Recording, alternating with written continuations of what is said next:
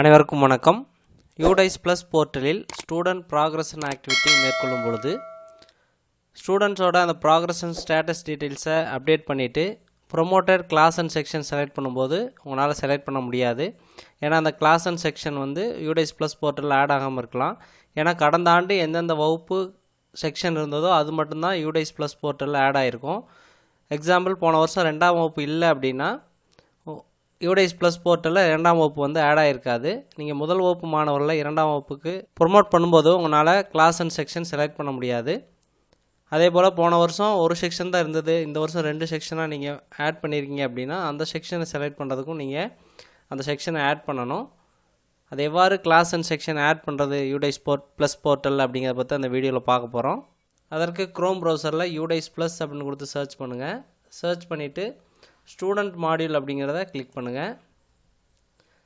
Click பண்ணிங்கன்னா இந்த மாதிரி பேஜ் ஓப்பன் ஆகிருக்கும். ஸ்டூடெண்ட் டேட்டா பேஸ் மேனேஜ்மெண்ட் சிஸ்டம்னு அதில் செலக்ட் ஸ்டேட் அப்படிங்கிறதுல தமிழ்நாடு அப்படிங்கிறத செலக்ட் பண்ணிவிட்டு கோ அப்படிங்கிறத கொடுத்தீங்கன்னா உங்களுக்கு யூடைஸ் ப்ளஸ் போர்ட்டலோட லாகின் பேஜ் ஓப்பன் ஆகிருக்கும். அதில் யூசர் ஐடி பாஸ்வேர்டு அப்படிங்கிறதுல உங்கள் அந்த ஸ்கூலோட user ID password captcha enter பண்ணிவிட்டு லாகின் பண்ணுங்கள். User ID password captcha enter பண்ணிவிட்டு லாகின் அப்படிங்கிறத கொடுத்தீங்கன்னா யூடைஸ் ப்ளஸோட அந்த ஸ்டூடெண்ட் ப்ராக்ரஸ் மாடியூலோட ஹோம் பேஜ் வந்திருக்கும். அதில் 2024-25 அப்படிங்கிறதுல கிளிக் பண்ணுங்கள். கிளிக் பண்ணிங்கன்னா ஸ்கூல் இன்ஃபர்மேஷன் வந்துடும். க்ளோஸ் பண்ணிடுங்க. இந்த ஸ்கூலை பொறுத்தளவுக்கு 2, 3, 5 இந்த 3 கிளாஸஸ் தான் காட்டுது.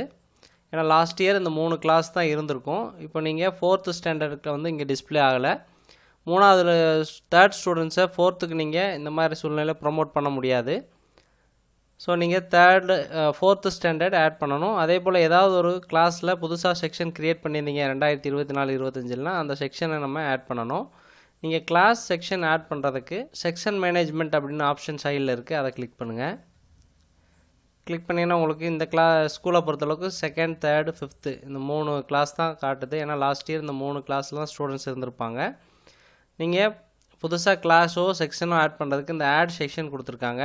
அதில் செலக்ட் கிளாஸ் அப்படிங்கிறதுக்கு கீழே இருக்கக்கூடிய ட்ராப்டவுனை கிளிக் பண்ணுங்கள். கிளிக் பண்ணிங்கன்னா லோயஸ்ட் கிளாஸ்லேருந்து ஹையஸ்ட் கிளாஸ் வரைக்கும் உங்களுக்கு இந்த ஸ்கூலோட லோயஸ்ட் கிளாஸ்லேருந்து ஹையஸ்ட் கிளாஸ் வரைக்கும் வந்திருக்கும். அதில் எந்த கிளாஸை நீங்கள் ஆட் பண்ணணுமோ அதை கிளிக் பண்ணுங்கள். கிளிக் பண்ணிங்கன்னா இதுக்கு முன்னாடி அந்த கிளாஸ் புதுசாக க்ரியேட் பண்ணுறீங்க அப்படின்னா ஏங்கிற செக்ஷன் அதுவே டிஃபால்ட்டாக வந்திருக்கும். நீங்கள் ஆட் செக்ஷன் கொடுத்துக்கலாம். சப்போஸ் ஆல்ரெடி இருக்கக்கூடிய கிளாஸை செலக்ட் பண்ணிங்க அப்படின்னா அதுவே உங்களுக்கு செக்ஷன் பின்னு ஜென்ரேட் ஆயிரும். நீங்கள் செக்ஷன் அலைஸ் ஏதாவது இருந்தால் கொடுத்துக்கலாம். அப்படி இல்லைனா இது தேவையில்லை. ஆட் செக்ஷன் கொடுத்துருங்க.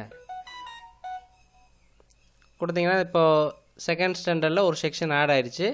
இது நீங்கள் தேவையில்லை அப்படின்னாலும் டெலிட் பண்ணிக்கலாம். அதாவது லாஸ்ட் இயர் 2 செக்ஷன் இருந்தது, இந்த வருஷம் ஒரு செக்ஷன் தான் இருக்குது அப்படின்னா நீங்கள் அதே போல் இந்த செக்ஷன்ஸை டெலிட்டும் பண்ணிக்கலாம். இந்த மாதிரி நீங்கள் கிளாஸ் அண்ட் செக்ஷன், அதாவது யூடைஸ் ப்ளஸ் போர்ட்டலில் இல்லாத கிளாஸ் அண்ட் செக்ஷனை ஆட் பண்ணால் தான் உங்களால் அந்த கிளாஸ்க்கு ஸ்டூடெண்ட்ஸை ப்ரொமோட் பண்ண முடியும்.